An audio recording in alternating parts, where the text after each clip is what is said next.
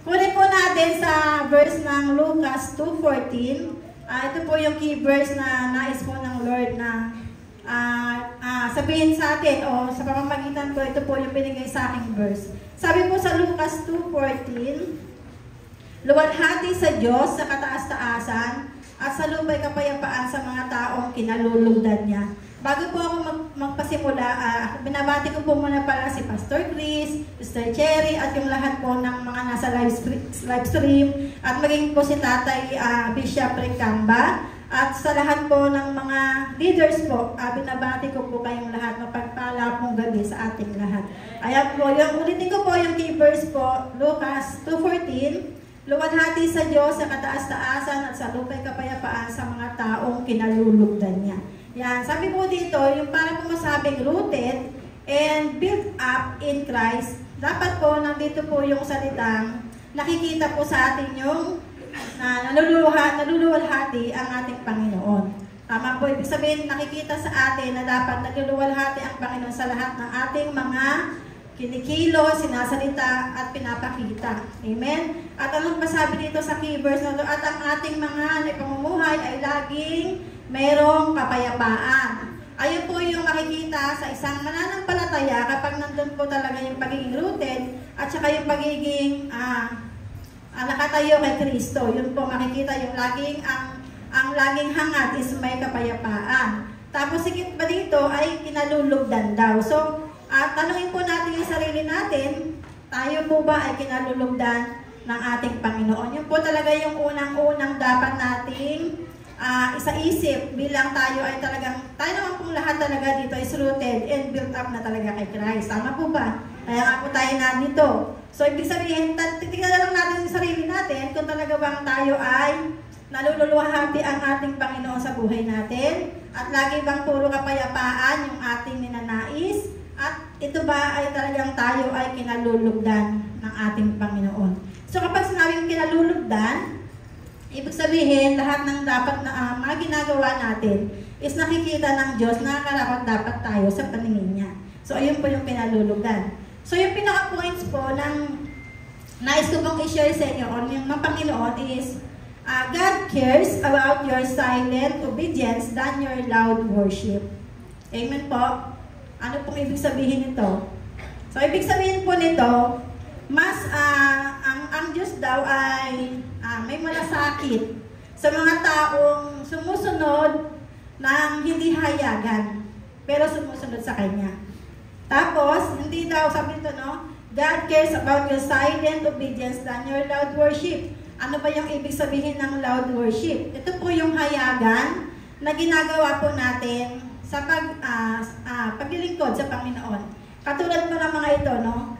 Music ministry, preaching, ushering, kitchen, and soul, yung school of leaders. So, yan po yung sinasabing loud worship. Ibig sabihin, dito natin na i-express yung ating pagsamba sa Panginoon o yung ating mga pananampalataya. Pero, ang sabi ng Panginoon, God cares about your silent obedience. So, ibig sabihin, kahit nakikita sa atin itong mga nabanggit kanina na loud worship, kung hindi naman po tayo talagang sumusunod sa Panginoon, sa mga ipinag-uutos niya at yung kung ano yung dapat natin gawin, ay wala din pong sabihin parang hindi po tayo kalulugdan ng Panginoon. Tama po ba? Amen po ba? So, naunawaan pa natin yung ibig sabihin nito. So, ang Diyos, nagmamalasakit siya sa mga taong gumagawa ng yung kalugod-lugod sa mata ng tao, higit sa lahat, sa mata ng Panginoon. Tama po ba? So, pag sinabi po kasing loud worship, ito po ay minsan, pwede pong maging pagpapakitang tao lang po. Tama po ba? Kasi ginagawa naman natin ito ng hayagan eh. Pero ang sabi ng Panginoon, mas nagmamalasakit siya sa mga mananampalatayang sumusunod ng akala lang natin, example po, akala lang natin yung taong ito, akala lang natin na napakatahimik, pero alam ng Diyos kung gaano siya kalalim sumunod sa kanyang mga utos. Amen po ba? Amen? Palakpakan po natin si Lord. So, kasama po ng pagsunod, total po na nasasabi po yung pagsunod, sabi dito, tayo po ba ay nasusunod ba natin? O nasan ba yung pagsunod natin? Ay yung naaalis na ba natin yung mga hobbies natin? O masinuna natin ng Lord? O kaya yung mga ambitions, yung mga financial security, yung political agenda, your me time, o your downtime yung libangan, o yung everything you plan, o everything you know. Ibig sabihin, ayan bang lahat, what will you live? Ibig sabihin to follow. Ayan bang lahat is iniiwan na natin para po sumunod sa ating Panginoon. So yun po yung ibig sabihin ng God cares about your silent obedience. So, ibig sabihin, lahat ng meron tayo o lahat ng dating nakagaliwan natin, sumusunod na tayo sa Panginoon na hindi nakikita ng ibang tao. Between you and God lang po yun. Kasi sa'yo po naman yung usapin yung mga bagay na ginagawa natin o yung mga dati nating mga nakagalian o mga nasanayan. So, ang tanong ngayon, kung tayo po ba ay namamalasakit ang Lord o nararamdaman na natin yung habag ng Lord, sa kung tayo ay tinatanggal na natin yung mga dati nating mga kinagawian. So, ang kabuuan po nito ay, kung sabi niyo pa ng salita ng Panginoon, iwanan mo na ang buong ikaw. So, ibig sabihin, kapag sumusunod tayo sa Panginoon, para tayo ay kalugdan niya, dahil nga po tayo ay nakaugat at nakatayo kay Kristo, kasama na po yung ibig sabihin dito, yung buong tayo ay talagang dapat nating i-surrender sa Panginoon. O ibig sabihin, mas lamang ang Diyos sa lahat ng ito. Dahil kapag daw ginawa natin to, yung tayo pa rin yung nasusunod, o yung tayo pa rin yung mga bagay na ginagawa pa rin natin yung mga bagay na hindi na dapat na gawin, so marami daw pong masasaktan, hindi malulubos yung kagalakan mo, kapag ganito ka pa rin sa dati mong ikaw. So, ano pa? Hindi ka nakukontento. So kaya gusto tayo ng Panginoon na total naman, tayo ay nabibuild up na at talagang nakatayo na kay Kristo. Ibig sabihin, gusto ng Lord na talagang iwan na natin yung tayong buong-buo o buong-buong tayo. Sa pag-iwan daw natin ng ating mga sarili, may 4 points. May 4 pong yung gustong idiin ng Panginoon. Sabi dito, ito yung patunay na nakakaugat talaga tayo kay Kristo na ipinagpapasalamat natin kung nagagawa na natin ito. Ayan po, no? Ito po yung 4. Ang una po, so total naman po, sabi natin, di ba, nakaugat tayo kay Kristo. Yung patunayan po natin. Kaya ngayong title, may pananampalataya ka, patunayan mo. O patunayan natin. Number 1, sabi dito, ang katahimikan ay pinakamahusay at pinagpala. So, kaya diba sabi ka na God cares about your silent obedience. So, ano daw ibig sabihin na ang katahimikan ay pinakamahusay at pinagpala? Sabi sa Kawikaan 10:19, basahin po natin. Ang taong masalita ay malapit sa pagkakasala.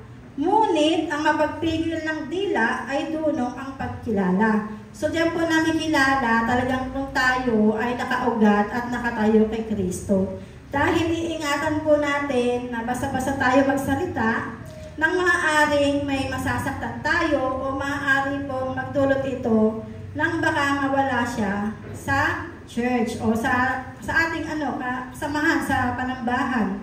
So kaya sabi ng Panginoon, iwasan po natin yung makikita daw sa isang tao, sa isang may pananampalataya at nakaugat talaga kay Kristo, yung hindi po daw masalita. So, napipigil daw ng kanyang dila. Tingnan mo at kapain natin ang ating mga sarili.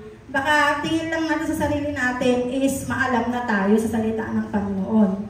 Pero, alam lang natin, maalam tayo, pero hindi naman talaga natin nagagawa kung ano talaga yung dapat nating isagawa para sa paningin ng ating Panginoon. So, hindi po ito na nakabase sa marami tayong alam o nakabase sa matalino tayo, kundi nakabase to sa mga taong talagang nagsisikap na ipakita talaga yung kanyang pananampalataya. May yung talagang ipakita na talagang tunay siyang nakaugat at nakatayo kay Kristo. Amen po ba? Amen. So, sabi din dito, no, ito po kasi yung ito yung pinaka-worst. Ito yung parang mahirap to kung mahirap maisipin. Sabi sa Kawikaan 11:10, dahil sa salita ng matuwid, ang bayan ay tumatatag.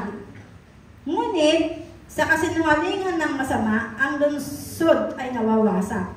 So, kapag tayo po, hindi po tayo nagpigil o hindi po tayo nagsalita ng basta-basta po tayo nagbukas ng ating mga bibig sa mga hindi dapat. So, yun po, maaari po, sa paglabas daw po ng ating mga salita, pwedeng tumatatag.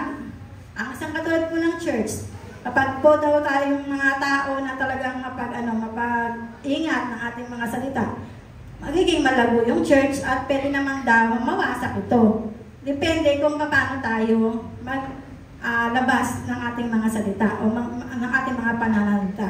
Tama po ba? Naintindihan po ba? Yan, sabi dito, God cares about your silent obedience than your loud worship.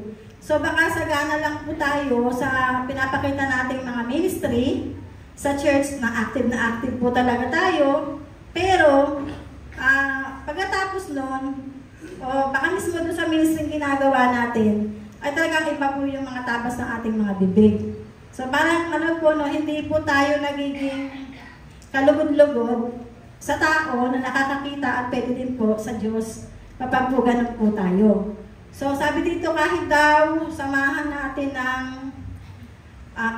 minsan nangatwira, hindi, biro lang yan. Biro lang yung sinabi ko, lang yan, wala lang po yan. Ibig sabihin, hindi po din dapat daw natin yung gagawin. Kasi nga, sabi nga, nakaugat tayo kay Kristo. Pagka ganon, si Kristo yung madadown po natin. Kasi nakaugat nga tayo kay Kristo. Tama po ba? So, sabi dito, maaaring makakapagdulot ng pagkawasak sa relasyon yung basta-basta po nagsasalita. Kaya, pinag-iingat po tayo ng Panginoon. Ito yung ibig sabihin ng God cares about your silent obedience. Ibig sabihin, dahil sa pagiging masunurin po natin sa Panginoon, ginagawa natin yung lahat para hindi po tayo magdulot ng mga bagay na ikakasama ng ibang tao o pwedeng yung maging hindi tayo kalugdan ng Panginoon. So sabi sa Kawikaan 12:15, ang akala daw ng mangmang ay siya ang laging tama. Ngunit, handang tumanggap ng payo ang mga taong may unawa. So dito, nakikita talaga yung tunay na nakaugat kay Kristo. Kasi kapag nakukorek o nasasabihan, nag-iisip po na para malaman kung ano yung ibig sabihin ng nagkukorek. So para malaman po natin kung may point ba yung nagkukorek sa'yo o wala, di ba? So malalaman po naman natin yan. So sabi, higit daw sa may talino yung mga taong may pangunawa. So, ibig sabihin, mangmang daw yung mga taong laging iniisip na siya ay tama. So, ayun. Kaya, God cares about your silent obedience. Amen po. Dinidiin ko po yan kasi ayun po talaga yung dapat natin maunawaan. Hindi po nakikita yung paglilingkod sa Panginoon sa kayagang pagpapakita ng mga bawat ministry po natin dito sa church. Kundi, ang nais ng Lord, sabi nga, di ba, God cares, so nagmamalasakit. So, nasan ba yung malasakit ng Panginoon sa atin? Diba? Kung tayo yung Diyos nagmamalasakit sa mga taong tahimik na sumusunod, na akala lang natin, simple, pero palang heart talaga ng tao na yun ay talagang malalim sa pakikitungo sa Panginoon. So, diba yun po, kaya dapat mas maunawaan po natin na sumunod po tayo ng hindi lang sa pakitang tao. Ito po yung tinutumbok talaga ng Panginoon yung huwag tayong sumunod sa pakitang tao. Kasi hindi naman yung tao yung pinaglilingkuran natin, di ba po? Ang Panginoon Diyos ang pinaglilingkuran natin, kaya sa Kanya tayo talaga sumunod kasi sa Kanya din tayo magsusulit. Amen po? So hindi po yan nangangahulugan na marami tayong alam sa salita ng Diyos, pero kung hindi naman nakikita sa ating mga pananalita at sa ating mga pagkilos, magano po tayo, mag-isip-isip po tayo. Tama po ba? Amen? Palakpakan po natin si Lord. Ayan. Salamat sa Panginoon.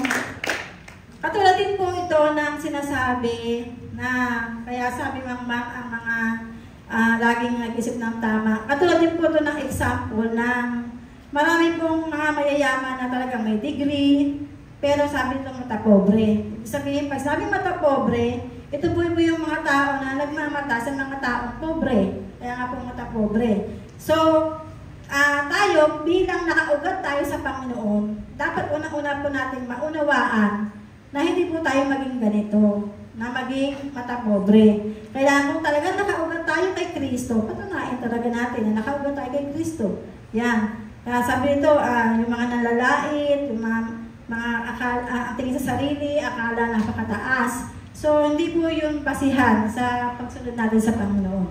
Pakita talaga natin talagang tayo ay nakaugat kay Kristo. Amen po ba? So, ayun po. Yung pagiging basic at saka pagiging extraordinary. Pag sinabi po kasing basic, lagi po nating babalikan kung ano yung pasimula. Sino ba yung pasimula? Si Kristo. Paano ba nagpasimula si Kristo? Di ba po? Nagpasimula si Kristo sa pagpapakita ng pagiging mapagkumbaba. Humble siya. So kapag ang tao ay talagang mapagkumbaba at talagang humble talaga, nakatulad ni Kristo, ang ginagawa yun dahil nakaugat nga po kay Kristo, ang Diyos ang magpapa-extraordinary sa Kanya. Kapag po sinabi kasing extraordinary, hindi po sa atin galing yan. Kahit tayo po, kapag naging extraordinary tayo ay mamamangha kasi bakit nangyari yun sa atin. Kasi ang Lord yung nagpapa-extraordinary sa atin, hindi po yung hindi po tayo lang. Yung kumbaga yung basic, kapag lagi nating nasa isip, yung pasimula ni Kristo, total nakasabi nga, nakaugat kay Kristo, siyempre yung pasimula ni Kristo, yung lagi nating iisipin, yung lagi nating ipamumuhay. Yan, lagi tayong, ang paglilingkod sa Panginoon, para sa akin na pagkakaintindi ko, pahambulan po yan. At talagang pagpapakumbaba talaga lagi. Sino po yung talagang papagpakumbaba, ayun po talaga yung sinasabing nakaugat kay Kristo. Hindi po tayo pwedeng maglingkod kung magmamataas lang po tayo. Sayang lang po yan. Yung pagiging extraordinary, hindi yan ikaw. Si Lord yan. Paano po yan? Yung mamamangha po tayo na nangyari. Ayon ko pa ng testimony ko lang, naalala ko lang po na nung time ko kasi nang kami ay nag-encounter, ako po ay guide lang. Ngayon, hindi ko po alam na sa akin po pala, yung naririnig ko pala yung tinig ng banal na Espiritu Santo na akala ko lang kasi na dikta lang yung isip ko yun kasi talagang wala talaga akong idea. Basta alam ko lang po, parang gusto ko lang lapitan si Sister Cherry dito na nagtuturo po ng yung yakap po yun Tapos nung nilapitan ko po siya, yung pala si Sister Cherry po pala, ay talagang nagpipray na sa Panginoon na gusto niya yakapin siya ng Diyos.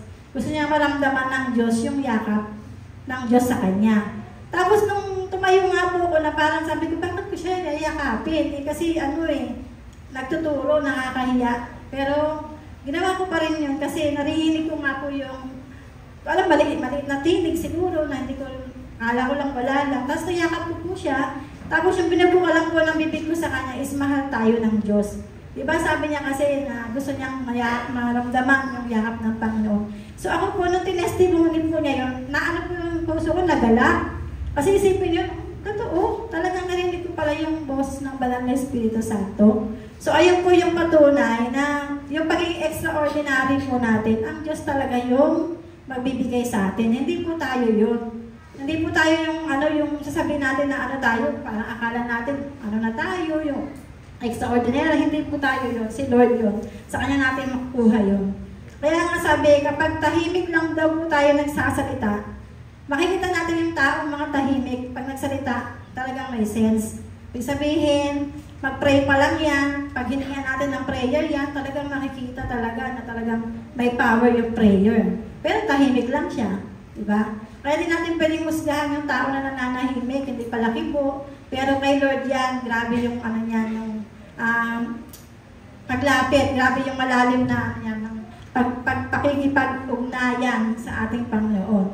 So ayan, pero yung minsan yung mga masalita naman na ang haba-haba pag nagsasalita, pero minsan ang nararamdaman na natin is pagka-boring. Yun, di ba? Ano po yung mas doon ka na sa matahimik, ibig sabihin may sense kasi yung masalita, pero mabubore ka naman. Tama po? So ayun po, bakit ba yung tinutumbok ngayon is salita? Namaya po papaliwanag ko po sa inyo para bakit tayo tinuturuan sa pananalita. Sabi number 2 po, kailan naman daw ang katahimikan ay hindi nakakatulong? So itong number 1, sabi dito, yung katahimikan daw ay, ano sabi sa number 1? Ay, katahimikan ay pinakamahusay at pinagpala. Ngayon naman, katahimikan ay, ano daw, kung kailan nakakatulong o pwedeng nakakapinsala. So, ibig sabihin po nito sa awit 82 verse 3, bigyan ninyong katarungan ang mahihina at ulila, at huwag ninyong apihin ang mahihirap at may dusa. So, ang ibig po sabihin, para po sa pagkakaunawa ko, na may mga tao naman pong matahimik. Tahimik kahit may nararamdaman na kailangan niya ng tumulong, nakikibit balikat. So, yun po yung ibig sabihin nito, hindi siya nakakatulong o pwedeng nakakapinsala. Kasi di ba po, pagtahimik din na parang, alam mo yun, yung kailangan pa ng kailangan pa ng magkaroon pa ng yung tao na magsabi, parang, ganito, nahihirapan po ako, ganyan. Pero hindi natin nararamdaman kung ano talaga yung pangangailangan. Kasi nakikibit balikat, kasi tahimik lang, kahit nga nararamdaman na nga, pero nananahimik pa. So may yun daw yung mga taong nananahimik na pwedeng hindi daw po nakakatulong. Kasi ibig sabihin talaga kahit nararamdaman na daw yung pangangailangan ng iba, pero hindi pa rin siya kumikilos. So hindi raw po nakakatulong din naman to, katahimikan na to. Ito yung ayaw tumulong kahit alam na may mga pangangailangan yung iba, pwedeng huwag kang nakikibit balikat. Yung ibig sabihin, yung walang katarungan. Hindi niya naman lang maisip na kailangan ng tulong, kahit kailangan tulong, binabaliwala po. So, yun po. Yung minsan po, tutulong nga, pero yun nga, kailangan po na may magsabi pa.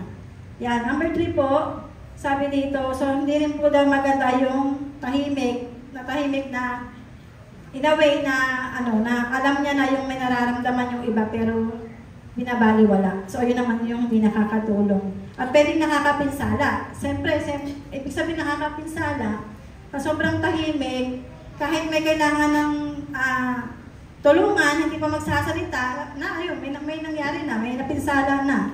So, dahil sa sobrang katahimikan niya. Amen po? Tapos, pangatlo po, sabi naman sa number 3, kailan naman ang tao ay nagsasalita ng masama o makamundo? So, makikita din daw na kung kailan yung tao ay nagsasabi ng masama at makamundo. Sabi sa awit 141 verse 3, ito po ay prayer ni David. Sabi ni David, O Yahweh, bibig ko ay iyong bantayan. Ang mga labi ko ay lagyan mo ng bantay. So, ito po yung panalangin po ni David. So, tayo po ba, yan, kailan natin ipinanalangin na, Lord, gabayan mo po yung bibig ko, huwag po ako magsalita ng hindi maganda, huwag po ako magsalita ng mga hindi dapat para po sa kapwa ko, baka may masaktan ako. So, maging katulad tayo ni David. Ito si David po, talaga pinapanalangin niya to, nabantayan yung kanyang bibig. At sabi to, ang labi ko'y lagyan mo ng bantay. So, hiningi pa niya sa Panginoon na bantayan yung kanyang bibig o kanyang labi. So, ang tunay daw na nakaugat kay Kristo, pansin ng ibang tao sa paligid kapag nagbubuka ng kanyang bibig. Amen po. At tunay na kinakasihan ito ng kapangyarihan ng Diyos at guided talaga siya ng banal na Espiritu Santo. So, kaya dapat bantayan, huwag tayo pa basta-basta na nagsasalita. Kumbaga, mag-iisip po muna tayo. Kasi, sabi nito, paranas natin sa ibang tao na talagang ramdam na mayroon tayong Holy Spirit at talagang guided tayo ng kapangyarihan ng Diyos. Pag yung taong ganito talagang nakaugat kay Kristo at nakatayo kay Kristo, mararamdaman mo kapag nagsalita pa lang to, may power na to. Na kahit sabi nga yun, yung God cares about your silent obedience, ibig sabihin, hindi siya nakikitaan ng basta yung hindi siya nakikitaan ng maraming talento, nananahimik, pero ang laki pala ng impact pagdating sa Lord. Kasi yun yung inaano ng Panginoon yung doon nagmamalasakit ang Diyos sa mga taong ganon. Amen po? Pang-apat po, nagsasalita ayon sa Espiritu ng Diyos. Sabi sa Mateo 12:36 hanggang 37, sabi sa 36 ng Mateo 12, tandaan ninyo, Sa araw ng paghukom, pananagutan ng tao ang bawat walang kabuluhang salita. At sabi po sa 37, pananagutan lalo na dahil sa sinabi mo may bumaksak sa pagsunod sa Diyos. So yun nga po kanina, sabi ko nga po kanina, yung pagsasalita po natin ay dapat talaga po nating pag-isipan. Amen po? Wait lang po Kuya A. Yan. So pwede daw po sa 37, mapapawalang sala ka o parurusahan batay sa iyong mga salita. So, ayan po. Wag po natin maging motto yung who cares. Minsan ganun po tayo, no, yung who cares. Diba yung parang wala tayong pakialam kung may mga masasaktan na tayo. Basta nasabi mo yung sinabi mo. So, samantalang God cares nga, ang Diyos nga nagmamalasakit, tapos tayo who cares, no? So, yun po, ang totoo pong nakaugat kay Kristo ay dapat alam itong God cares about your silent obedience than your loud worship. Sabi po sa sa verse ng Galatians 2:20, sabi dito, ako'y napako sa krus kasama ni Kristo. At hindi na ako nabubuhay, kundi si Kristo na ang nabubuhay sa akin. At ang kinabubuhay ko na ngayon sa laman ay kinabubuhay ko sa pananampalataya. At ito'y sa anak ng Diyos na sa akin ay umibig at ibinigay ang kanyang buhay dahil sa akin.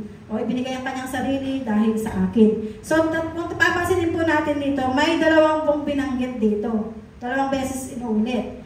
Sabi dito, nabubuhay. Pansin nyo, dalawa diba? Dalawang beses na inuulit. Nabubuhay. At ano pa yung isang dalawang beses na inuulit? Kinabubuhay. So sabi dito, nabubuhay. Ito po yung present. Ito yung kasalukuyan. Tama po? So pag sinabing nabubuhay, ito po ay kasalukuyan. Tapos ang kinabubuhay, ito yung future. Tama po? So ang doon, kung talaga tayong nakaugat kay Kristo, sabi sa Galatia, dapat ito na yun. Ito na yung ating mga naipapakita. Ito na yung ating papakita sa Panginoon, higit sa lahat. Nakikita din tayo ng tao, siyempre po, no? So nakaugat tayo kay Kristo, dapat ngayon at magpakailanman. So yun po, no? Amen po ba? So yun po yung sinasabing nakaugat kay Kristo. So balik tayo sa title na sinabi, may pananampalataya ka, patunayan mo. So yan po, no? Tinatanong tayo ng Lord yan. Kung talaga may pananampalataya tayo, patunayan natin. So ayun po, no? Sabi sa Lucas 2:14, yung sa kay verse, luwalhati sa Diyos sa kataas-taasan at sa lupa'y kapayapaan sa mga taong kinalulugdan niya. So kapag talaga tayo ay masyadong nag-ingat sa ating mga pananalita, hindi tayo nakakasagi ng ibang tao, ibig sabihin, naluluwalhati natin yung kataas-taasang Diyos at laging kapayapaan yung nadudulot ng ating mga pananalita. At tayo ay kinalulugdan ng ating Panginoon. Pansinin po natin, no? Bakit yung sharing ngayon, puro salita yung sinasabi? Kasi balik tayo sa basic, di ba? Paano nilikha ng Ama ang mundong ito at magiging buhay natin? Di ba? Sa pamamagitan ng kanyang salita. So, ibig sabihin, kaya tayo tinuturuan ng Panginoon na tayo din ay mag-iingat ng ating mga salita kasi din tayo nakaugat. Tama, doon tayo nagpasimula, doon tayo pinasimula ng Diyos sa pamamagitan ng kanyang mga salita. So, sa salita din tayo, mahuhusgahan at sa salita din natin tayo, pwedeng magkaroon ng pamumunga tayo at yung ibang tao. So, kaya gusto ng Panginoon, kung talagang nakaugat tayo kay Kristo at sa Diyos, hindi na tayo yung dati nating basta-basta na lang nagsasalita. Tama po ba? Amen po ba? So, kapain natin yung ating mga, ayan, sabi ko nga, patatamaan ko yung asawa ko dito eh. Diba? Sabi ko, Bet, sa'yo yung preaching ko eh. Kasi dahil para sa litaya na yun, nagtatakip ng sabi ko, makinig siya. Ano, totoo po kasi, yung mahilig po, yung basta-basta magsalita, hindi po nag-iisip. Diba po? Yun po, kaya yun ang sinasabi ko sa kanya po yan patama. Ayan. Amen po, yan. Yan po, kaya patunayan po natin sa Panginoon na talagang nakaugat tayo kay Kristo. Amen po ba? Yan. Maraming salamat sa Panginoon at nawa po, mayroon po tayong lahat na pagulong. Tayo po ngayon ay tumayo. Tayo po ngayon ay manalangin. Yan. Hallelujah. Tayo po ay pumikit. Purihin ka, O Diyos, aming Ama. Maraming pong salamat sa oras na ito. Salamat po dahil tuturuan mo kami na hindi lang po pagpapakitang tao yung dapat namin ipaglingkod sa iyo, O Diyos. Kailangan po namin nakapaluguran ka at higit sa lahat, kalugdan mo kami sa lahat ng aming ginagawa. Kaya dalangin po namin, O Diyos, na patuloy mo kami katulad ng panalangin ni David, Father God, na bantayan mo po ang aming mga labi, turuan mo kami kung anong tamang lalabas dito, O Diyos, na hindi po maging makakasakit sa ibang tao, bagkos ito po ay maging tulong po para sa ikalalago po ng mga tao sa paligid namin, O God. Tulungan mo po kami, bantayan mo kami, Father God, maging aming isipan, ang aming buong pagkatao, sapagkat kung talaga pong kami po ay naglilingkod na sa iyo sa pamamagitan ni Kristo at kami po ay nakaugat na at nakatayo kay Kristo. Mapakita po namin sa iyo, O Diyos, na talagang nagsusumikap kami para po magawa namin yung makasunod po sa kalooban mo, Ama. Alam po namin, O Diyos, hindi po basta-basta po yung maglilingkod sa iyo, O Diyos. Kaya dalangin ko po, Ama, natulungan mo kaming lahat, O God, na magkaroon talaga kami ng bukas na puso, na talagang mas maunawaan namin kung ano yung nais mong may paunawa sa amin, Father God. Salamat din po sa iyong habag, sa iyong malasakit, sa tuwing nakikita mo kami na sumusunod kami sa kalooban mo, na matahimik namin ginagawa yung bagay na parang maging ikalugod mo, O Diyos, na hindi po nakikita ng ibang tao, pero nakikita mo, Father God, in heaven. Kaya maraming pong salamat.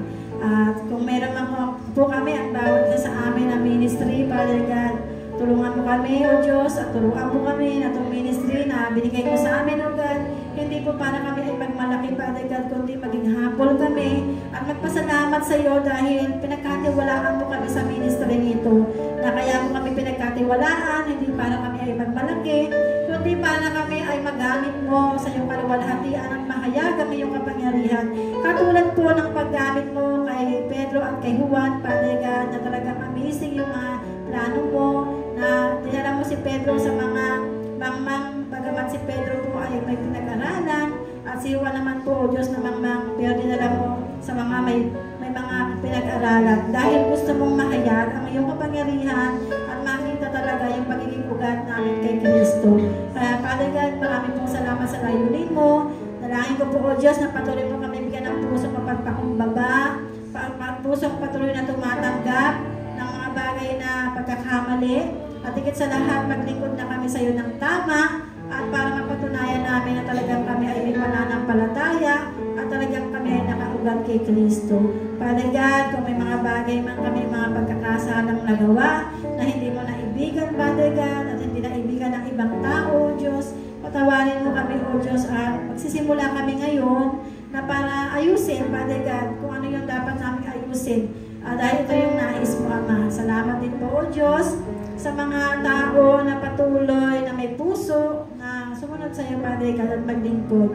Dalangin ko po, O Diyos, itong templong ito, na 4 na sulok, ng panambahang ito, O Diyos. Patuloy mo kami ayusin, patuloy mo kami bigyan ng pagmamahal at bawat isa, bigyan ng pagkakaunawaan, at totoong maglingkod, O Diyos, na may puso, na talagang tapat, na naglilingkod sa iyo. Ama, kung mo pong pahintulutan, nawasakin po ang yung panambahan ito ng mga tao narito, ng mga gawa po ng mga impluensya, ng dapat na impluensya, na katulad po ng kaaway, na hindi ko na po ito sinasambitan, ayaw ko na pong sabihin na may kaaway pa kami, O Diyos, dahil 2,000 years ago, na talagang tinubos na kami nakapangyarihan ng dugo ni Yesu Cristo. Kaya kiniklaim ko po ito lagi, Father God, na talagang wala na po siyang bahagi at wala na siyang magagawa sa bawat buhay ng mga lingkod mo. Dahil kami po ulit nakaugot na kami kay Kristo at patuloy na tumatayo para po kay Kristo, Father God. Alam mo yan, O Diyos, kung nakababatid, wala kami maitatago sa iyo. At kung meron ka mang nakikitang bahin, karumihan pa, Father God, huwag mo pong hayaan na magpatuloy ito, O Diyos. Kung nabigyan mo kami ng pagkahambolness ng aming puso, heart of worship, maging kaisipan na laging balik yung basic, Father God, na pasimula kung paano nagsimula si Kristo, nung siya ay naglingkod sa iyo, O Diyos, na patuloy na magpakumbaba, maging maunawain, at talagang may puso sa lahat ng aming mga gagawing paglilingkod sa iyo, ng Diyos. Dalangin ko po rin ang iglesia ito, Father God, na patuloy mo po itong masaganahin sa biyaya ng mga giving, Father God, yung mga kailangan namin, O Diyos, sa pagpapakain para po matugunan ito, Father God. Patuloy mo, humipo ka ng mga taong, mga may kakayanan, O Diyos, na makapagbigay. At yung mga wala naman pong mga kakayanan magbigay, pero ito, O Diyos, na makapangyarihan na kaya mo sila gawa ng bigyan ng pagpapala, O Diyos, ng magandang trabaho. Kaya I speak healing upon healing, I speak blessing upon blessing, sa pangalan po ni Cristo Jesus, Father God. Marami pong salamat, O Diyos, sa gabing ito. Patuloy po namin pinagkakatiwala na sa iyo, O Diyos, yung aming buhay pananampalataya. Dahil lang po namin nais gawin ay yung pananampalataya ay mapatunayan lang po namin sa iyo ito, O Diyos. Na gumagawa na kami, Father God, patunayan na namin sa iyo, O God. Kaya marami po salamat, pa-please ka namin nawa. At wag po yung lagi na lang kami yung napiplease mo. Kundi ikaw naman yung patunayan namin na meron na po kami pamumuhunan ng mga pananampalataya na amin pong aangkinin parating po ng takdang panahon na kami ay mapupunta po sa kalangitan dahil sa pamumuhunan at mga efforts na mga ginagawa namin para sa pagsunod namin sa iyo, Ama. Marami pong salamat, Father God in Heaven. Pagpalaan po yung lahat ng taong naririto at lahat po ng member ng JCF Church sa lahat ng lugar, O God. Patuloy mong ingatan, pagpalain at patuloy mong i-anoint, Father God, sa kanya-kanyang ministry na meron kami. At makita, O Diyos, sa bawat ministry namin, yung pagiging ugat namin kay Kristo at patuloy kami makatayo sa lahat ng mga bagay na pagsubok man, patuloy kami makatayo dahil kay Kristo na siyang sandigan namin, patnubay na hindi kailanman magigiba.